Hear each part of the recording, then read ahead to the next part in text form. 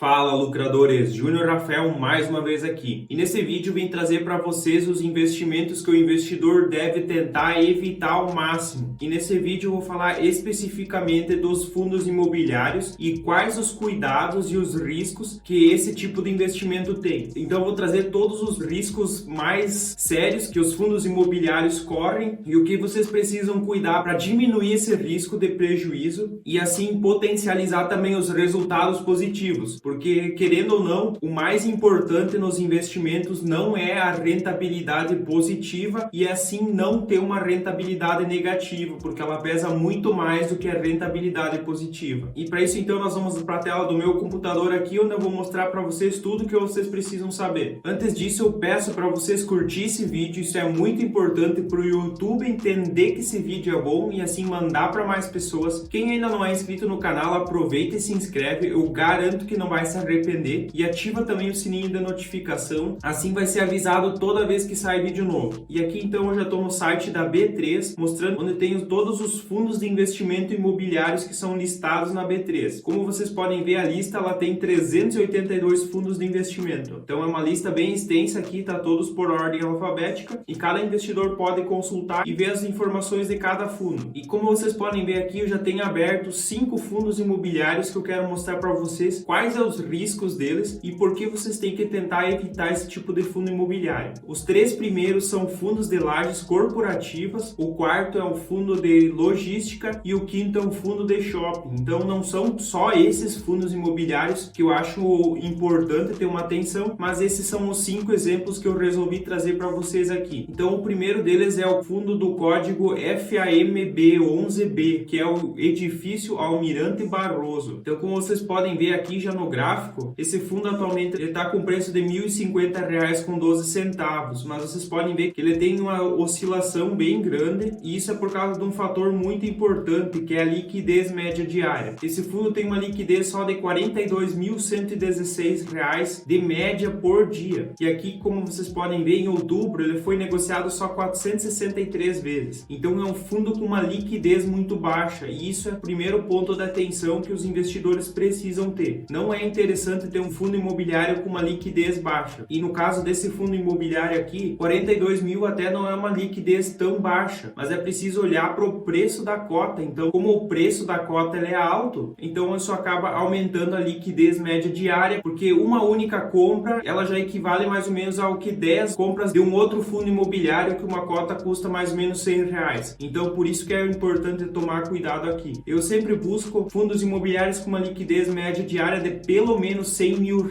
mas ele tem que ter uma cota custando R$100, cento e poucos reais. Se for um preço tão alto, já não recomendo isso aí. Inclusive, a letra B atrás do código do fundo, isso caracteriza então que é um fundo imobiliário com uma liquidez baixa, justamente por isso que tem esse código B. E como vocês podem ver também, o dividend yield dele está zero, então nos últimos 12 meses ele não pagou nenhum rendimento. E por que então isso está acontecendo? Então eu trouxe aqui também o relatório dele, esse é o relatório gerencial. Então, como vocês podem ver, a ocupação do fundo está com 100% de vacância. O fundo ele é detentor de 100% do imóvel comercial localizado no Rio de Janeiro e ele é um único empreendimento. Então, esse é o grande risco que eu quero trazer aqui para vocês. Aqui, como vocês podem ver, então, na distribuição mensal, desde o ano passado ele já não está distribuindo nenhum rendimento. E esse é o grande risco, então, de um fundo imobiliário. Esse fundo ele tem um único imóvel e ele foi desocupado e aí o fundo ficou completamente sem nenhum rendimento e aí o investidor acaba sofrendo junto. Então esse é um grande risco que o investidor precisa tomar muito cuidado. Mesmo que um fundo, por exemplo, tenha um único ativo, se esse fundo ele tem mais inquilinos, o risco já é um pouco menor, porque dificilmente todos vão resolver sair. Pode acontecer de um ou outro, mas não acontece que nem no caso aqui que foi totalmente desocupado. Então é importante tomar cuidado com isso e para isso eu trouxe mais outros fundos imobiliários de exemplo. Então vamos pro próximo. Esse aqui então é o SPTW11 e aqui então vamos pegar o gráfico dos últimos 5 anos. Como vocês podem ver, a cotação vem caindo bastante, mas o que chama a atenção desse fundo imobiliário é o dividend yield de mais de 36%. E o investidor que estiver desavisado e não tomar cuidado com isso, ele pode cair numa armadilha muito grande. Muitos olham diretamente para o rendimento dele e um dividend yield de mais de 1/3 do valor da cota parece um dividend yield yield alto. Mas agora nós vamos então para o rendimento para entender o que está acontecendo e por que esse dividend yield está tão alto. Então descendo aqui